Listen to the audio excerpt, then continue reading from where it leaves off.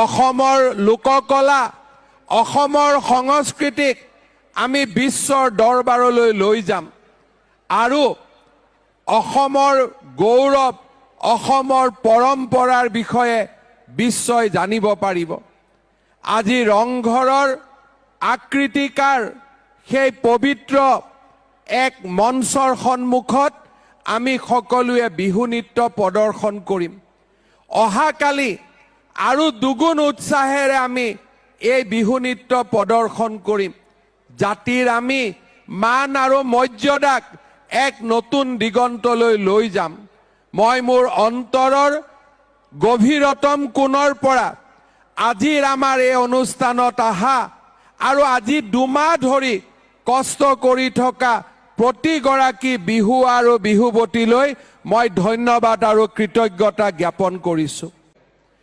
আমাৰ সকলো আছিল, আমাৰ সকলো আছে, কিন্তু শদিয়াৰ পৰা ধুবুৰীৰ ভিতৰত সীমাবদ্ধ হৈ থকাৰ যি আমাৰ মানসিকতা আছিলে, সেই মানসিকতাই আমাৰ জাতিটোক বহুদূৰ পিছুৱাই দিছিলে। ছত্ৰপতি শিৱাজীৰ কথা ভাৰতৰ চুকে কোনে জানে, ৰাণা প্ৰতাপ সিংহৰ কথা ভাৰতৰ চুকে কোনে জানে, কিন্তু মহাপৰাক্ৰমী লাচিত বৰফুকনক আমি বিশ্বৰ দৰবাৰত লৈ যোৱাৰ প্ৰয়াস আৰু প্ৰচেষ্টা বহু দিনৰ পিছত আমি আৰম্ভ কৰিলোঁ। আমাৰ বিহু অসমৰ প্ৰতিগৰাকী ছোৱালীয়ে নাচিব পাৰে। যিটো সময়ত আমি 10,000 বিহু আৰু বিহুৱতীৰে এই বিহুৰ কল্পনা কৰিছিলোঁ, তেতিয়া আমাক কোৱা হৈছিলে যে ইমান বিহু আৰু বিহুৱতী আমি ক'ত পাম। কিন্তু বিহু এয়া সংখ্যাৰে নহয়, অসমৰ প্ৰতিগৰাকী পুৰুষ, মাতৃ, মহিলা, জীয়ৰী, বোৱাৰী, ভাতৃ সকলোৰে হৃদয়ত থকা এক স্বয়ং সম্পূৰ্ণ প্ৰক্ৰিয়া। আৰু যেতিয়া আমি আগবাঢ়ি গ'লোঁ, 10,000 বিহু আৰু বিহুৱতীৰ পিছতো বহু বিহুৱা বিহুৱতী আজিও অসমৰ বিভিন্ন জিলাত আছে, যিসকলে ইয়াত আহিবৰ বাবে সুযোগ পোৱা নাই।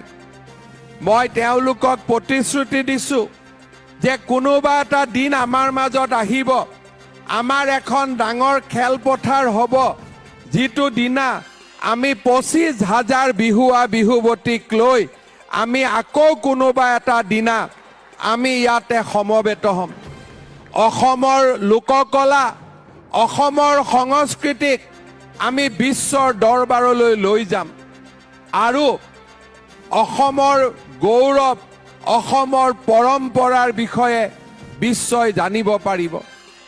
আজি ৰংঘৰৰ আকৃতিকাৰ সেই পবিত্ৰ এক মঞ্চৰ সন্মুখত আমি সকলোৱে বিহু নৃত্য প্ৰদৰ্শন কৰিম।